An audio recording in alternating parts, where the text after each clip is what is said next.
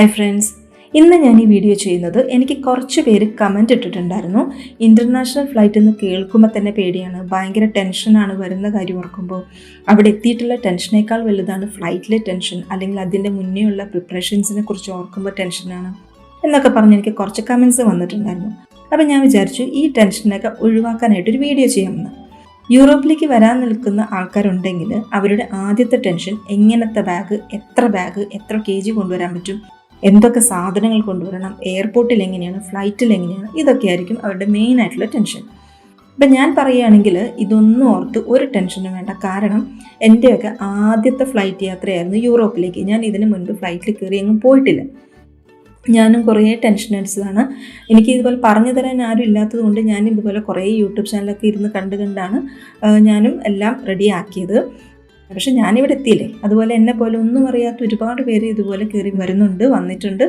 ആരും എത്താതിരിക്കുന്നില്ലല്ലോ. സോ അതൊന്നും ഓർത്ത് ഒരു ടെൻഷനും വേണ്ട. കുറച്ച് കാര്യങ്ങൾ, ബേസിക് ആയിട്ടുള്ള കുറച്ച് കാര്യങ്ങൾ അറിഞ്ഞിരിക്കുക എന്നേ ഉള്ളൂ. ആ അറിഞ്ഞിരിക്കേണ്ട കാര്യങ്ങളെക്കുറിച്ചാണ് ഞാൻ ഈ വീഡിയോ ചെയ്യുന്നത്. അപ്പോൾ ആദ്യമായിട്ടാണ് ഈ വീഡിയോ നിങ്ങൾ കാണുന്നതെങ്കിൽ ഒന്ന് ജസ്റ്റ് സബ്സ്ക്രൈബ് ചെയ്ത് കൂടെ കുടിക്കും. ഓക്കെ, എല്ലാവർക്കും അറിയേണ്ടത് ലഗേജിനെ കുറിച്ചാണ്. എത്ര kg ആണ് കൊണ്ടുവരാൻ പറ്റുക, ബാഗ് സൈസ് എത്രയാണ്, ബാഗിൻ്റെ എണ്ണം എത്ര, ഇതൊക്കെ ആയിരിക്കും ആദ്യം നമ്മൾ നോക്കേണ്ടത്. ബാഗിൻ്റെ കാര്യം തീരുമാനമാക്കിയിട്ട് മാത്രമേ നമ്മൾ പാക്ക് ചെയ്യാനുള്ള ഐറ്റംസ് വാങ്ങാവൂ. എക്സ്ട്രാ സാധനങ്ങളുണ്ടെങ്കിൽ നമുക്ക് എക്സ്ട്രാ പ്രൈസ് അടച്ച് നമുക്ക് കൊണ്ടുവരാം. പക്ഷേ ബാഗിൻ്റെ സൈസ് മാറിക്കഴിഞ്ഞാൽ കുറച്ച് ബുദ്ധിമുട്ടാണ്. അതുകൊണ്ട് ആദ്യം നമ്മൾ ലഗേജ് പോളിസി അറിഞ്ഞിരിക്കണം. ഓരോ എയർലൈനും വ്യത്യസ്ത നിയമങ്ങളാണ് വെച്ചിരിക്കുന്നത്. യാത്ര ചെയ്യുന്നതിന് മുൻപ് നിങ്ങളുടെ എയർലൈനിൻ്റെ, അതായത് നിങ്ങൾ ഏത് എയർലൈനാണോ ചൂസ് ചെയ്യുന്നത്, സെലക്ട് ചെയ്യുന്നത്, ആ എയർലൈൻ്റെ വെബ്സൈറ്റ് പരിശോധിക്കുക. അവരുടെ ഒഫീഷ്യൽ വെബ്സൈറ്റ് നിർബന്ധമായിട്ടും നിങ്ങൾ നോക്കിയിരിക്കണം. അത് പരിശോധിച്ചാൽ നമുക്ക് കുറേയൊക്കെ കാര്യങ്ങൾ അറിയാൻ പറ്റും. ഞാനിപ്പോൾ ഇത് എങ്ങനെ പറഞ്ഞു തന്നാലും നിങ്ങൾ തിരഞ്ഞെടുക്കുന്ന എയർലൈൻസ് ഏതാണോ അതുപോലെ ഇരിക്കും കാര്യങ്ങൾ. അതുകൊണ്ട് ഏറ്റവും സിമ്പിളായിട്ട് നിങ്ങൾക്ക് ചെയ്യാവുന്ന കാര്യം, നിങ്ങളുടെ ടിക്കറ്റ് ബുക്ക് ചെയ്ത എയർലൈനിൻ്റെ ഒഫീഷ്യൽ വെബ്സൈറ്റ് കയറി നോക്കുക. അതിൽ ബാഗേജ് അലവൻസ് അല്ലെങ്കിൽ ലഗേജ് പോളിസി എന്നൊരു ഭാഗം ഉണ്ടാവും. അവിടെ നിങ്ങളുടെ ക്ലാസ്സിനും റൂട്ടിനും അനുസരിച്ചിട്ടുള്ള കൃത്യമായ വെയിറ്റ് എത്രയാണെന്നുള്ളത് അവർ കൃത്യമായിട്ട് അതിൽ പറയുന്നുണ്ടാവും. അത് നോക്കുന്നതാണ് ഏറ്റവും സിമ്പിളും ഈസി ആയിട്ടുള്ള മെത്തേഡ്. അല്ലാതെ എനിക്ക് പറഞ്ഞു തരാനാണെങ്കിൽ നമ്മൾ 2 ടൈപ്പ് ബാഗേജാണുള്ളത്. ഒന്ന് ക്യാബിനും ഒന്ന് ചെക്കിൻ ബാഗേജും. അങ്ങനെ 2 ബാഗേജാണ് നമുക്കുള്ളത്. ക്യാബിൻ ബാഗേജ് എന്ന് പറയുന്നത് മീഡിയം സൈസ് ബാഗേജാണ്. അത് നമുക്ക് ഫ്ലൈറ്റിൻ്റെ ഉള്ളിലോ അല്ലെങ്കിൽ നമ്മുടെ മടിയിലോ താഴെയോ ഒക്കെ ആയിട്ട് നമുക്കിത് കൊണ്ടു നടക്കാൻ പറ്റും. പിന്നെ ഉള്ളത് ചെക്കിൻ ബാഗേജ് എന്ന് പറയുന്നത് ടിക്കറ്റ് കാണിക്കുന്ന കൗണ്ടറുണ്ട്, അതിൻ്റെ കൂടെ നമ്മൾ ബാഗ് കൂടി ഹാൻഡ് ഓവർ ചെയ്യും. ആ ഹാൻഡ് ഓവർ ചെയ്യുന്നതുകൊണ്ടാണ് നമ്മൾ അതിന് ചെക്കിൻ ബാഗേജ്, അതായത് അവർ ചെക്ക് ചെയ്യുന്നു. ആ ബാഗ് വലുതായിരിക്കും. അതിൻ്റെ വെയിറ്റ് അലൗ ചെയ്യുന്നത് അറിയണമെങ്കിൽ നേരത്തെ പറഞ്ഞതുപോലെ സൈറ്റിൽ കയറി നോക്കുമോ അല്ലെങ്കിൽ അവർ ഡയറക്റ്റ് വിളിച്ച് ചോദിച്ചാലും അവരത് പറഞ്ഞു തരും. കൺഫേം ചെയ്ത് മാത്രമേ നമ്മൾ പാക്കിംഗ് തുടങ്ങാവൂ. ക്യാബിൻ ബാഗേജിൽ നമുക്ക് അത്യാവശ്യം വേണ്ട എല്ലാ സാധനങ്ങളും നമ്മൾ ക്യാബിൻ ബാഗേജിൽ വെക്കുക. അതായത് നമുക്ക് ഒരു എമർജൻസിക്ക് വേണ്ട എല്ലാ സാധനങ്ങളും നമ്മൾ അതിൽ വെച്ചിട്ട് അത് നമ്മുടെ കയ്യിൽ തന്നെ വെക്കുക.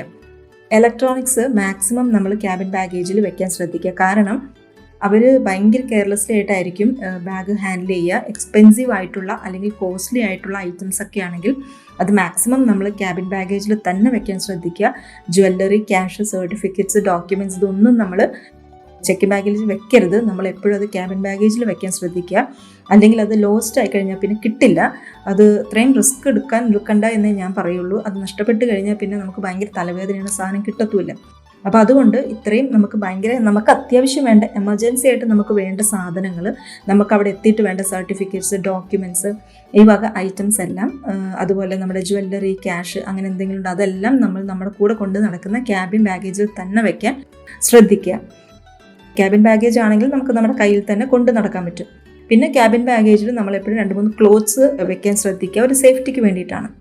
കാരണം ഇടയ്ക്ക് ഒന്ന് ഡ്രസ്സ് ചേഞ്ച് ചെയ്യണമെങ്കിലോ അല്ലെങ്കിൽ അപ്പം നമ്മുടെ കയ്യിൽ ഡ്രസ്സ് ഇല്ലാതെ പോകരുത്. അതുകൊണ്ട് ഒരു 2-3 ക്ലോത്ത്സ് നമ്മൾ സേഫ്റ്റിക്ക് വേണ്ടി ക്യാബിൻ ബാഗേജിൽ വെക്കുന്നത് എപ്പോഴും നല്ലതാണ്.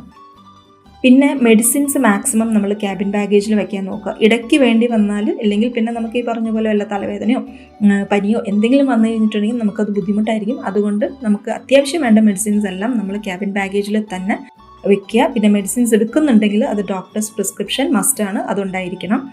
പിന്നെ ലിക്വിഡ് റൂൾസ് ഉണ്ട്, അതായത് 100 ml കൂടുതൽ ഉള്ള ലിക്വിഡ്സ് ഒന്നും കൊണ്ടുപോകാൻ പറ്റില്ല.